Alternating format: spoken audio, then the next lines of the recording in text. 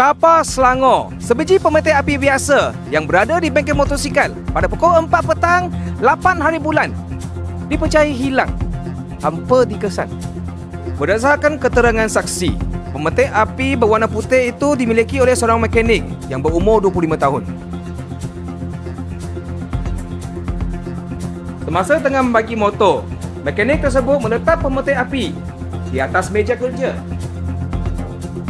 Malangnya, pemetik api tersebut gagal dikesan selepas ia habis bekerja.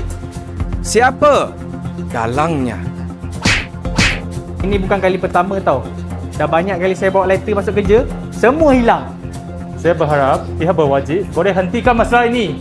Menurut saksi lagi, suspek utama tidak membawa telefon bimbit, dompet mahupun beg tangan.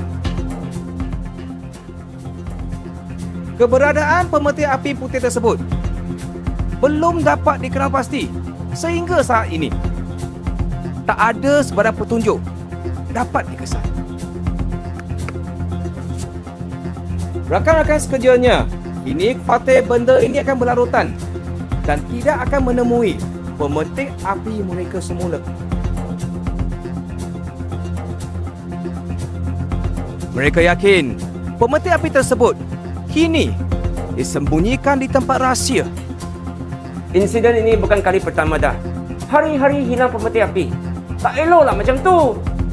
Habis, orang yang nak pakai pemetik api macam mana? Pihak berkuasa menasihatkan semua sekiranya terjumpa pemetik api mencurigakan, sila hubungi pemilik-pemilik berkenaan segera. Hapuskan pencuri! Hapuskan pencuri! Hapuskan pencuri! Semoga keadilan ditegakkan.